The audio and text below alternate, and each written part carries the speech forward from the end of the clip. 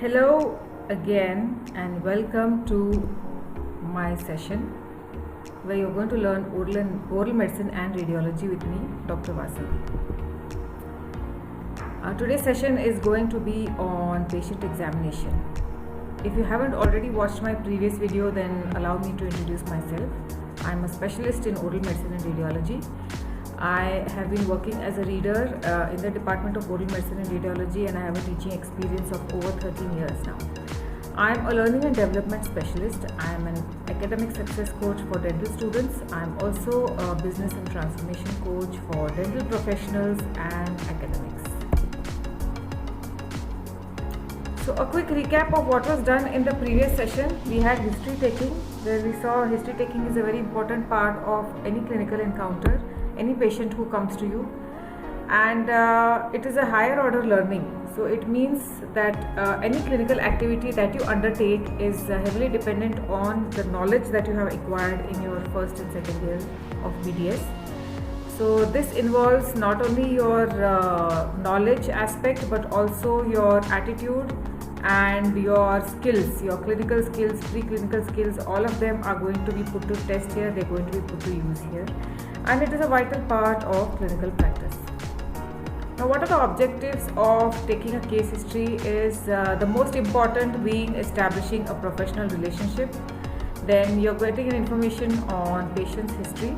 It's going to help you establish diagnosis and formulate a treatment plan.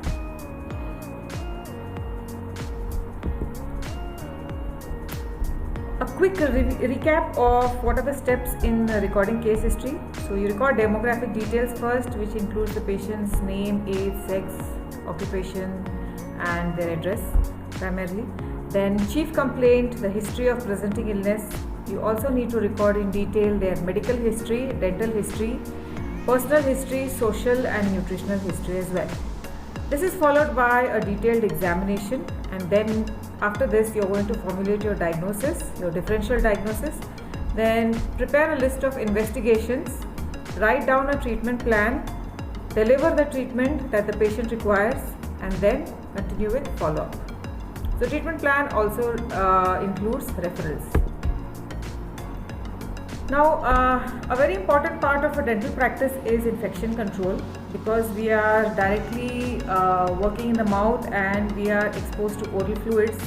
It's very important for us to practice universal precautions with every patient who walks into the dental clinic. This cannot be emphasized enough, and we've seen how COVID has taken the whole world by storm, and a lot of infections are spread through saliva and other body fluids. So it's very important that you practice universal precautions with every patient and assume every patient is potentially infective. So we start with examination after you record their history in detail. It begins with a general physical examination where you observe the build of the patient. So you write the patient is either poorly built or moderately built or well built. Similarly goes for nourishment. Based on first impressions, the patient appears well nourished or moderately nourished or poorly nourished. So these two things are based on your observation. And then next is, once you start talking to him, you'll understand their orientation to time, space and person. So you can ask the patient things to reveal whether they are oriented or not. Well, a disoriented person would probably not know where he or she is or what they're doing right now. This usually happens when a patient is disoriented or disturbed for some reason. It could be because of an organic cause, or even because if a patient is alcoholic or under the influence of drugs. So these kind of observations have to be noted in your patient interview sheet along with their history. Next is you record vital signs. So your examination of the patient begins as soon as the patient walks into the clinic. So from the time the patient enters, you have to observe the gait, how they appear overall. So that's a general physical examination. And then you record the vital signs. It is necessary to record blood pressure, pulse rate, observe their respiratory rate, and also note down their temperature. These days the cases of hypertension is increasing. Even if they don't have, or they're not suffering from hypertension, there's something known as white coat hypertension, where patients may feel anxious, and there may be slight rise in their blood pressure. And pulse rate is also recorded and noted down. If you have a pulse oximeter, then that will do its job. These days you also get automated blood pressure recording devices, so it would be good if you have one in your office and you can record blood pressure easily. There will be some amount of error, I think, in these machines. Depends on the manufacturer. And keep a digital thermometer handy. So you start observing your patient as soon as they enter the clinic, right from the time they walk in through that door. After this, okay, so patient walks in, sits on the chair, you have an interaction with the patient, you take the history, and after that you start with the general physical examination. And first thing you do is extraoral examination. Okay, so observe their skin, their hair, the eyes, ears, facial symmetry, temporomandibular joint, muscles of mastication, salivary glands, the midline structures, and lymph nodes. When you look at the skin or hair, it gives a general idea of the patient's health overall, because healthy skin reflects good health, and even the hair. All these features give away patient's overall health status. Then also examine the eyes and ears to see whether they look bilaterally symmetrical or whether there is any anomaly. Now, certain syndromes have been associated with increased distance between the eyes. Okay, so the distance between the medial canthus of both the eyes are increased. After this, you are going to examine facial symmetry, whether there is bilateral symmetry or not. Normally, all of us have a mild amount of asymmetry. Our right and left sides are not alike. So that is fine, but apart from that, if there is any gross asymmetry extraorally, then that has to be examined in detail. So this is a patient seated in a dental chair. One of my residents volunteered to be a patient, and so we conducted this process of examination for the purpose of this video. So observe the face to see whether there is any abnormality in their symmetry, and look at the skin, their hair. Okay, so this patient appears to be healthy and well groomed. All these give an idea as to the patient's overall well-being and whether they're taking care of themselves or not. Their overall dressing, how they appear. Now, patients do not have to be dressed in expensive clothes, but it's just the overall bearing in the personality that tells you a lot about him or her and their attitude in general. Okay, so now this is TMJ examination taking place. Examine the TMJ with opening, closing movements and movement of the mandible with respect to the midline, whether there is clicking or grating sensation, whether there is a tenderness on palpation. Then examine the make it a part of your practice to examine the temporomandibular joint. Then also examine the lymph nodes. It's important to examine lymph nodes. Normally they are not palpable, they are very small and they are soft in consistency. And then depending on what pathology has been found or has been expected, you can expect to find different kinds of features in the lymph nodes. Inflammatory enlargements are painful and the lymph nodes are soft, whereas neoplastic involvement is associated with hard lymph nodes, which are sometimes fixed and also enlarged, either ipsilateral or bilateral or contralateral in case of neoplasias. So examine when you're examining submandibular lymph nodes, then patient has to tilt to the same side. If it is submental, then ask the patient to bend forward. If you are examining lymph nodes of the neck, then you have to ask the patient to turn to the opposite side. So superficial cervical and deep cervical lymph nodes have to be palpated, followed by supraclavicular lymph node examination. So these are all the areas you are going to examine, and then muscles of mastication also have to be examined. So once you are done with extraoral, we proceed with intraoral examination. We start with the soft tissues first. So you can start with the lips or you can start with the buccal mucosa. Okay. So the next slide has pictures of examination of the lips and the other soft tissues.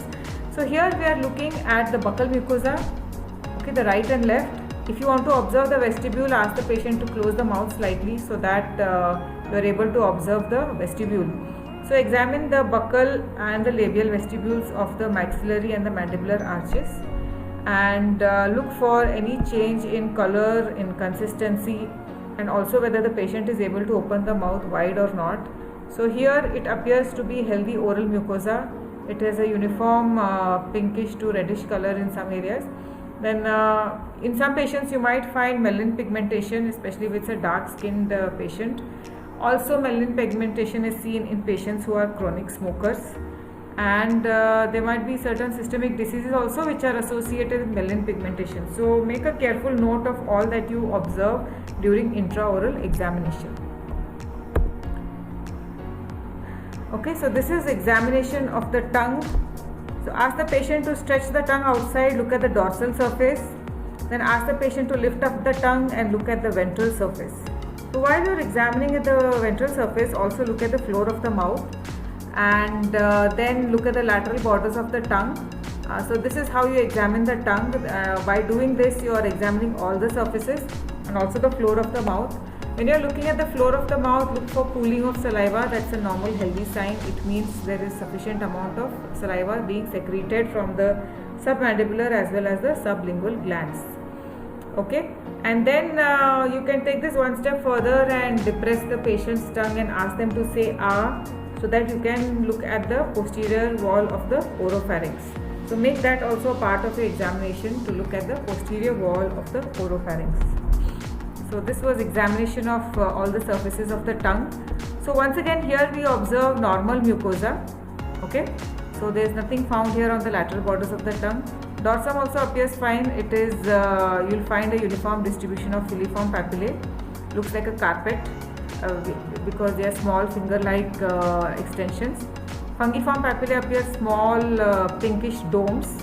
Then on the lateral surface over here you find filiform papillae, and circumvallate papillae are situated far behind at the junction of the anterior 2/3 and the posterior 1/3 of the tongue. So observe carefully to see if there is any deep appellation on the tongue. Now this normal carpet-like appearance is replaced by a smooth shiny surface, either in patchy distribution or generalized dorsal surface of the tongue. So that is one thing you need to look for. Then along with that, you might find these patchy areas of distribution might have a geographic appearance, and that's when we call it geographic tongue. So look for any abnormalities in the tongue. Most patients will have a normal appearance unless they report something or you find an observation that has not been noted before. Okay, I guess my slides got mixed up. Now this is examination of the lips, the upper lip, labial mucosa and the labial vestibule, and similarly the lower labial vestibule. So look for frenum attachments, whether they are normal or not. Over here it's normal. Sometimes you have patients with high frenum attachment and there will be a midline diastema along with that. Okay, so while you are checking the buccal vestibules, look at the buccal frenal attachments also. And when you examine the patient's floor of the mouth with the patient's tongue raised up, then look at the lingual frenum also and check for lingual frenal attachment. So this is the examination of the patient's palate here. Once again, the palate here looks normal. Abnormalities that you might find in the palate are change in the color. Then there might be swelling either unilaterally or in the midline. Okay, so these are some findings that can be expected here. Now the hard palate has a very firm mucosa which is firmly attached to the bone. In this region you might find minor salivary gland tumors. This is where they occur, when it's minor salivary glands being involved. We next go to hard tissue examination. So what you record here is the number of teeth present, then missing, what teeth are missing. Make a note of that. Then observe how many teeth have caries and which surfaces are affected. Occlusal, buccal, lingual, then cervical caries, mesial or distal. So make a note of all these carious lesions, and then also make a note of the number of teeth that are filled. Root stumps, if any present, have to be written down. You might find retained root stumps of deciduous teeth in some people. So be observant about that. For a beginner learner, it might you might wonder what is this unusual thing over here. So be vigilant, be observant, and if you are not aware of what it is, then ask your teacher to assist you or to clarify your doubts with them. I'm sure they'll be more than willing to help you out. Now, when you look at the number of missing teeth, okay, one important thing you need to do is ask the patient how they lost those teeth. So whether it was because of caries or whether they got exfoliated on their own or whether they got it extracted. So these are the things you need to ask. Then depending on their age, okay, now young children you might find rampant caries or nursing bottle caries or nursing caries. Then recreational drug users will also have rampant caries. They don't take care of their teeth, and some sugar containing drugs will result in increasing their number of carious teeth.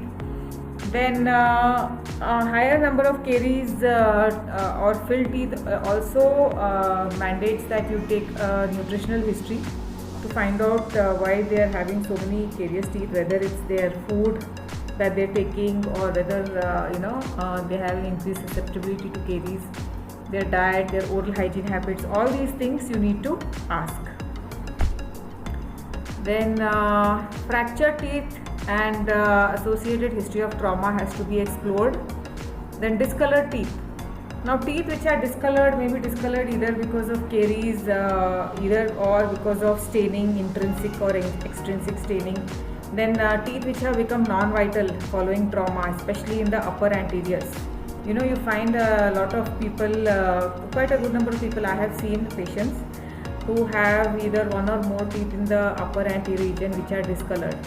So when you take a history and ask them for history of trauma, they will have a positive history of trauma, and it usually happened in their teenage years.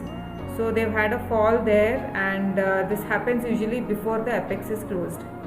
Even after the apex closure occurs, if there is trauma, they may still manifest with discolored teeth. This is because the pulp undergoes necrosis and the tooth has become non-vital and also has become discolored. So discoloration, one of the most common causes is trauma along with caries, and then intrinsic and extrinsic staining history has to be taken. There's a nice chapter in the textbook Burkett's Oral Medicine on staining of soft tissues. So that is one thing you can read, and then also look up staining of teeth. So intrinsic staining occurs during the formative years of the tooth. However, the antibiotic minocycline can cause staining of teeth even after the tooth formation is complete, that is in adults.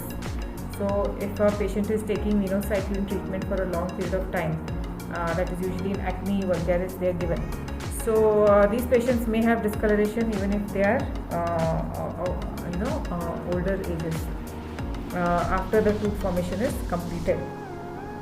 Then other causes of discolored teeth are tetracycline intake during childhood years or when the mother was pregnant. They can cause discolored teeth.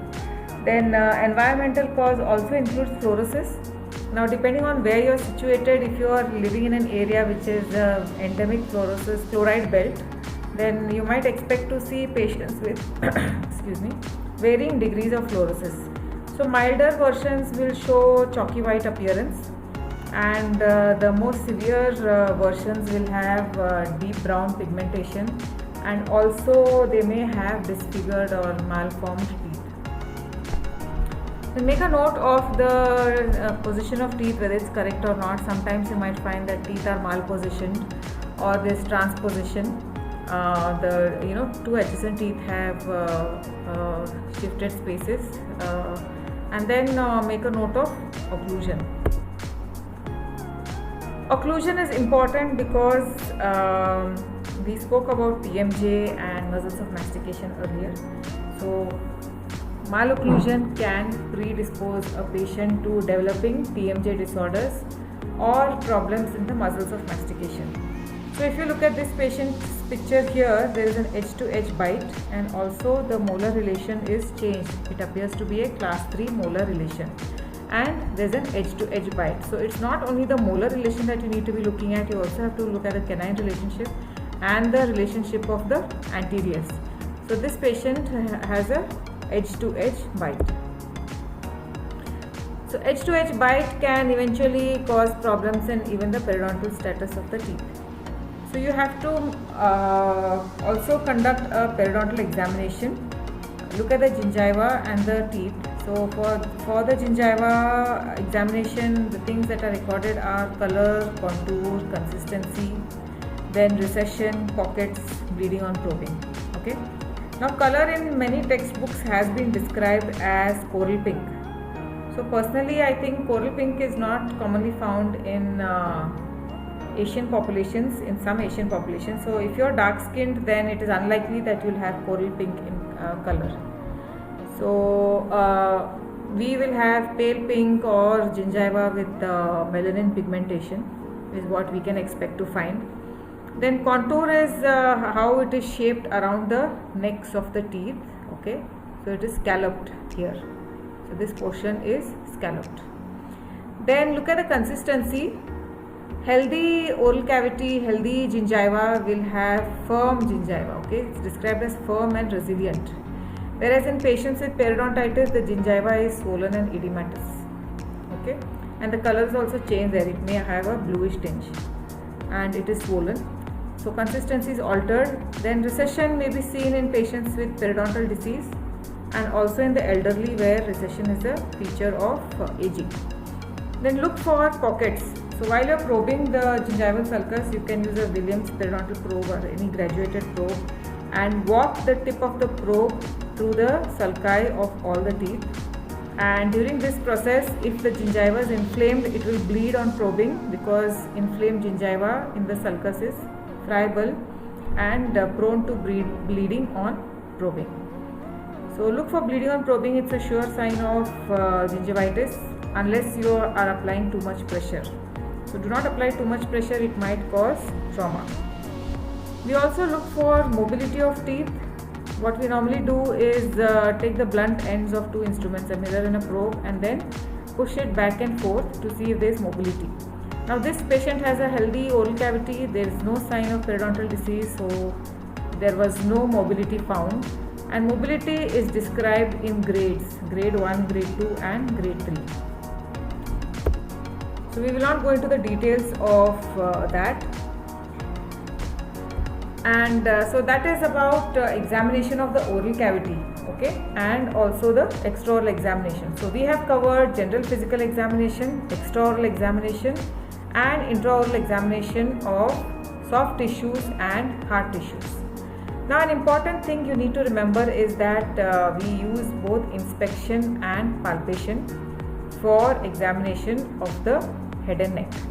So inspection is visual by eyes, with your eyes, and palpation is with the use of your hands and instruments. So that is palpation. And here are a few things I would like to share with you.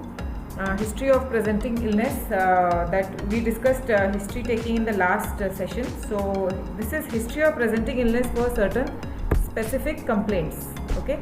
So if it is an ulcerative lesion, what are the questions that you need to ask are when or how did it start?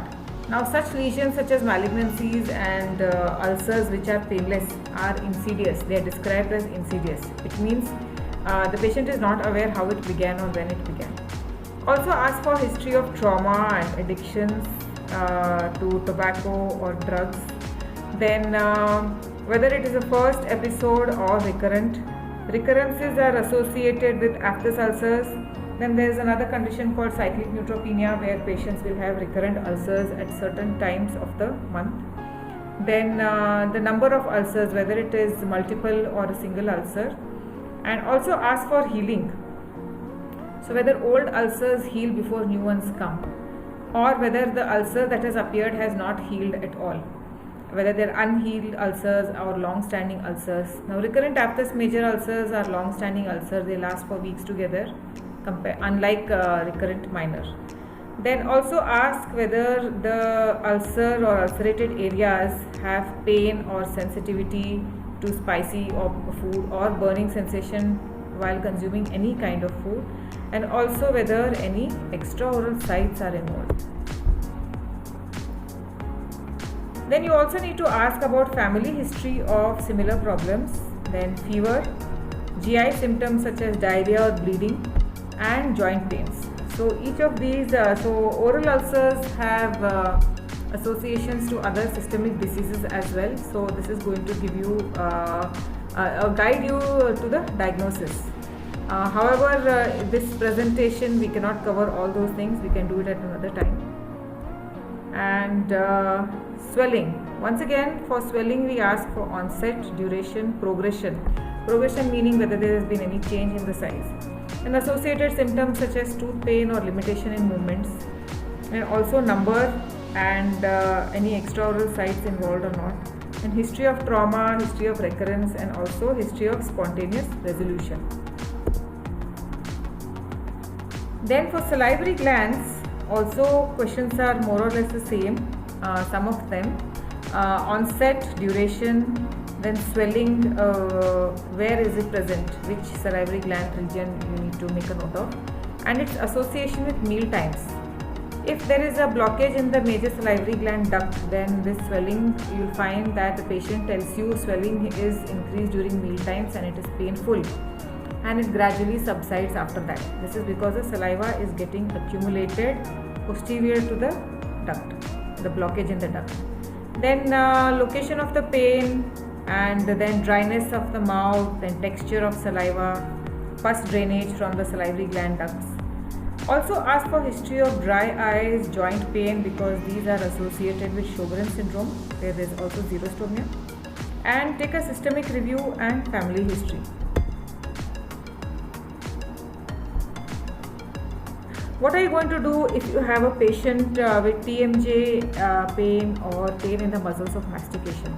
So you are going to ask, when did your symptoms start, whether there are any precipitating factors, trauma, prolonged mouth opening, joint sounds in the past or present, and whether your mouth opening is restricted, has your jaw ever locked while opening. Sometimes patient will tell you, I was laughing out really loudly and then suddenly I felt my jaw got, jaw didn't close at all after that. Then ask for history of clenching or grinding of their teeth. Sometimes if they have this habit of night grinding, then the person living with them will be able to tell you this history. Then history of joint or muscle pain affecting other parts of the body has to be also inquired, and altered sensation in the affected areas.